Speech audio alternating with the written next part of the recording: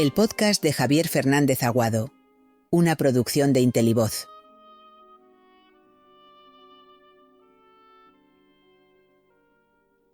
Los papas son los CEO de una organización que gestiona el alma de más de 1.000 millones de personas. Javier Fernández Aguado, experto en management y alta dirección, lleva años estudiando modelos de dirección para enseñar a otros a dirigir empresas. Acaba de publicar Management Pontificio, donde repasa las habilidades directivas, extraordinarias algunas, otras nefastas, de 55 pontífices, y desvela detalles sorprendentes. De hecho, ha formado a cerca de 100.000 profesionales con sus conferencias y ha escrito alrededor de 300 ensayos y libros de los que ha vendido 350.000 ejemplares. Javier Fernández Aguado se ha atrevido a zambullirse en las cimas abisales de las psiques de personajes históricos tan dispares como Stalin, Hitler, Simón Bolívar o Aristóteles y ha escudriñado los estilos de dirección de sociedades tan variadas como la Grecia clásica, Roma, los mayas, el antiguo Egipto, los aztecas y organizaciones como los jesuitas o los templarios para profundizar en las claves de su liderazgo y estilo a la hora de dirigir personas. Hago un profundo estudio antes de escribir cualquier libro, explica este especialista en management y alta dirección, que ha llegado a viajar hasta las reducciones jesuitas de Hispanoamérica para documentarse de primera mano. Ahora se ha fijado en la Iglesia, y más concretamente, en la figura de los 266 papas que la han regido desde que fuera fundada por Jesucristo. A 55 de ellos los ha diseccionado en su último libro, Management Pontificio, editorial Lid, porque todos tienen cosas que decir, incluso los que se han comportado mal.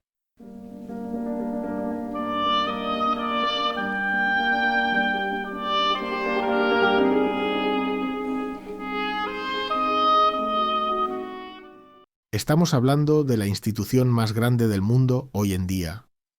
Bueno, cabría alguna duda al respecto por el número de personas que hay en China, pero desde el punto de vista de antigüedad, de unidad, de criterio en casi todos los momentos y de número de personas pilotados, yo creo que sin duda es la referente. Management y pontificio. Dos conceptos que parecen bastante distantes el uno del otro.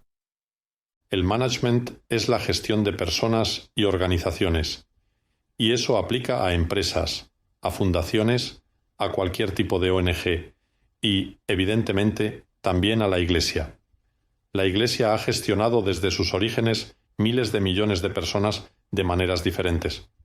Los papas, hasta Pío IX y desde la falsa donación de Constantino, gestionaron grandes territorios pontificios, sobre todo en Italia. Por tanto, hay mucho que aprender. Yo he dedicado libros a analizar el management del Tercer Reich, de Lenin, de la Grecia clásica, y consideré que era oportuno analizar el modo de gobernar de los papas, que son los CEO de una organización que a fecha de hoy gestiona el alma de más de 1.000 millones de personas. El hecho de que la Iglesia sea la única institución del mundo que tiene 2000 años de historia, ¿es solo por pericia organizativa o hay algo más? Sin duda debe haberlo, y lo voy a explicar con una anécdota acaecida en una conversación entre Ludwig von Pastor, el mayor historiador del papado de origen austriaco que escribió, depende de las traducciones, aproximadamente 26 volúmenes de más de 1.000 páginas sobre los papas, desde la Edad Media hasta León XIII. Cuando fue a entregarle su trabajo al pontífice, le dijo que, a partir de su estudio, se había vuelto más católico aún. León XIII, sorprendido, le preguntó que cómo era posible, después de conocer las miserias de sus antepasados. La respuesta de von Pastor fue que había sido precisamente por eso, porque ninguna organización hubiera sobrevivido con tan malos directivos. Yo estoy convencido de que tiene que haber una explicación sobrenatural para la permanencia de la Iglesia, porque así como ha habido extraordinarios pontífices, también ha habido algunos realmente lamentables. Empecemos por estos últimos. ¿Quiénes considera que son los peores de la historia desde el punto de vista del management? Bueno, yo tengo mi ranking de mejores y peores. En el de peores hay 3. El primero es, sin duda alguna, Benedicto IX, que llega al papado sin haber debido estar allí. Es un CEO equivocadamente nombrado. Él fue papa 3 veces. Primero fue expulsado. recupera el papado por la fuerza y después vende el papado. Y cuando ha vendido el papado y ha disfrutado una temporada, vuelve otra vez a tomarlo hasta que, por fin, decide retirarse de nuevo. Un desastre absoluto. El segundo de mis peores papas es Juan XII. Él fue equivocadamente nombrado también. Tenía entonces aproximadamente 18 años y la testosterona disparada, y tiene una, digamos, tendencia sexual incontrolada que, según diferentes fuentes, le lleva no solo a acudir donde no debe, sino incluso a acostarse con una señora casada. Y sería el marido al descubrirle el que acaba con él a martillazos. Estamos hablando del siglo IX. El tercero es uno de los 3 papas españoles, quizá el más conocido, Alejandro VI, el Papa Borgia, que en lo doctrinal se mantuvo estricto, pero en su comportamiento personal fue también penoso. ¿Y a cuáles posiciona entre los mejores? Los papas, al igual que cualquier directivo, tienen que gestionar personas. Ha habido algunos que han sido realmente espectaculares desde el punto de vista de gestión, de trato, de visión estratégica, de toma de decisiones. No en vano hay 3 pontífices que han recibido el apelativo de Magno. León I, 390 a 461, fue capaz de negociar con Atila para que no invadiera Roma. San Gregorio Magno, 540 a 604, en un momento muy difícil de la historia de la Iglesia, es capaz de resolver problemas materiales, espirituales, de gestión y de poder. Y San Nicolás I Magno, menos conocido, es capaz de mantener el timón cuando hubiera sido muy fácil hacer concesiones inapropiadas. Yo incluiría a Juan Pablo II, aunque no se le haya concedido aún el título de Magno. Sin duda es el Papa que a mí más me gusta, quizás porque le he conocido personalmente y he podido hablar con él. Desde el punto de vista del liderazgo y del management, tenía una capacidad comunicativa absolutamente espectacular. Cualquiera que haya estado en una de sus misas o vea en YouTube cómo hablaba, cómo transmitía, cómo conectaba, se quedará realmente sorprendido. Además, tenía una visión estratégica también en todo lo que hizo referencia a la caída del muro de Berlín. Fue absolutamente brillante. Sin él, casi seguro que el comunismo, ese desastre dictatorial, hubiera durado muchos años más en la Unión Soviética. Más allá de que cometió errores, como todos los cometemos, es un papa que debería llevar ya el apelativo de Magno, porque lo fue. ¿Qué errores destacaría de su pontificado? Este es un tema complicado.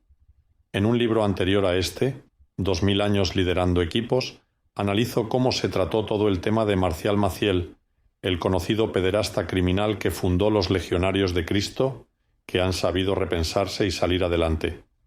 El fundador era un desastre, y sin embargo, conozco tanto a sacerdotes como miembros del Regnum Christi que son realmente loables. Yo creo que ese tema no fue bien tratado, pero tiene unas motivaciones. En Polonia, en la época comunista, cuando se quería desacreditar a algún miembro del clero, se le acusaba de delitos y pecados sexuales. Cuando eso sucede con Marcial Maciel, el salto lógico de Juan Pablo II es decir, bueno, están haciendo lo mismo con este personaje. Y cuando Benedicto XVI, entonces cardenal Ratzinger, le pide que se tomen medidas, le vino a decir que no, porque creía que era falso. Quizá debería haber dedicado un poquito más de atención al tema. No hay líder perfecto. Juan Pablo II no tenía tiempo para atender todos los frentes, y éste lo desatendió. De Benedicto XVI, precisamente, usted destaca como cualidad el saber retirarse. Sobre eso se han vertido ríos de tinta. Sí, yo creo que esto sucede muchísimo en la empresa familiar.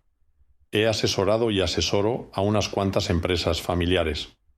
Sucede en todas, pero en la empresa familiar, más.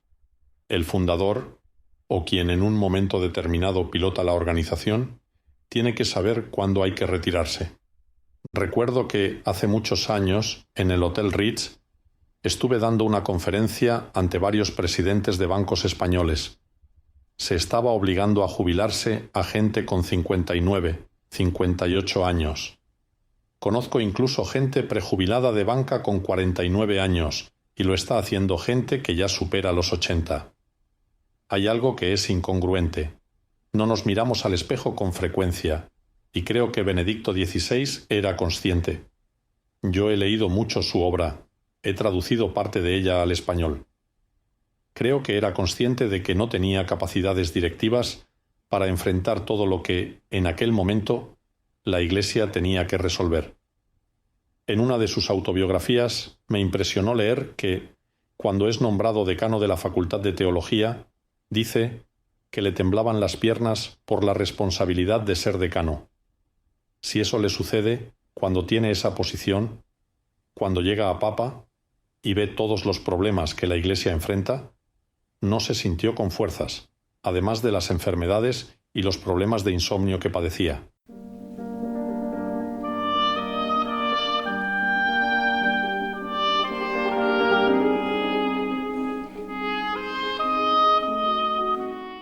Dejar sedimentar. No cita usted a Francisco en su libro. Cuando estudié el management de la Grecia clásica, aprendí muchas cosas. Esto lo escribí viviendo en Gran Bretaña, dedicándome a investigar durante meses sobre la civilización helena. Y una de las cosas que decían los sabios era que antes de juzgar a alguien o algo, es conveniente esperar a que haya muerto y haya pasado un cierto tiempo. Francisco es un personaje indudablemente controvertido. Es maleable, es flexible, un comunicador, un defensor de afines. Creo que es preciso sedimentar todo lo que esta persona ha hecho antes de poder emitir un juicio. Cualquier aproximación ahora, sea de alabanza o de menosprecio, creo que pecaría de apresurada. Es preciso que las cosas sedimenten. Los exámenes parciales son parciales. El examen final vendrá después. Los jesuitas, por lo general, tienen fama de gestionar bien. Así ha sido a lo largo de la historia, al menos. Bueno, yo dediqué otro libro a analizar el management de los jesuitas, que titulé Jesuitas, liderar talento libre.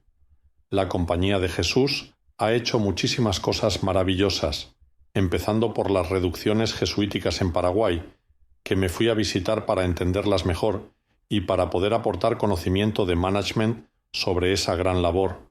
Han sido grandes gestores de colegios, y también hay jesuitas que han sido un desastre, desde el punto de vista moral, desde el punto de vista intelectual. Y alguno hay ahora en Estados Unidos que mejor estaría estudiando que exhibiéndose impúdicamente. Sí, y que se pasa en Twitter todo el día. Pero, ¿cómo cree que se va a recordar a Francisco desde el punto de vista del management? Sobre el futuro, todos sabemos lo mismo, nada. Yo creo que es un papa atípico, llegado de América, con costumbres algunas buenas y otras malas de la cultura directiva de Argentina, con ese estilo peronista que lleva a tomar decisiones no siempre comprensibles. Yo, desde luego, a fecha de hoy no me atrevo a lanzar ningún juicio apodíctico, como sí me atrevo a hablar maravillas de León I, o de matizar los comportamientos de Gregorio VII. Ya ha pasado suficiente tiempo. He estudiado mucho a esos personajes desde diferentes ángulos y sí que tengo juicios formados. Sobre Francisco no los tengo, porque creo que las luces y las sombras que ha vivido serán entendidas con el paso del tiempo.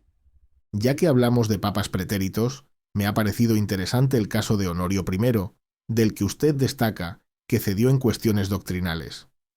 Bueno, es realmente el único. Ha habido papas con muy malos comportamientos personales, pero, salvo Honorio I, nadie se había atrevido a tocar la doctrina hasta ese momento. Honorio I no era mala persona. Lo que sucede es que quizá le faltaba esa fortaleza que es necesaria en un CEO, y también en un papa. Él quiere contentar a todos, y como explico en ese capítulo, no es posible contentar a todos en todo el tiempo. En lo que se refiere a la teología, fue condenado en 2 concilios posteriores porque contradice lo que es esencia de la Iglesia, de la fe de la Iglesia, que es la divinidad de Jesucristo y el juego entre naturaleza y personas.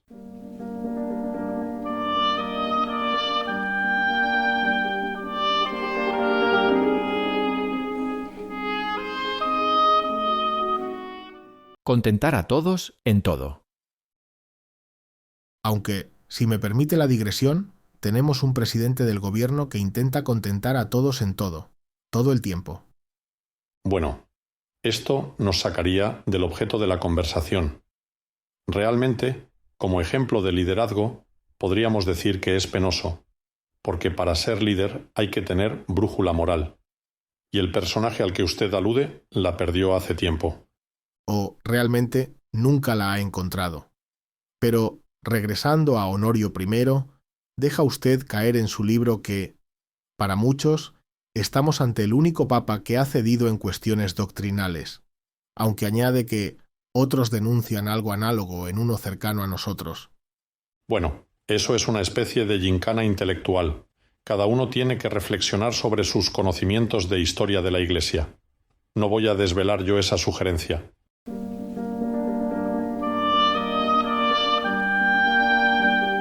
El podcast de Javier Fernández Aguado, una producción de Intelivoz.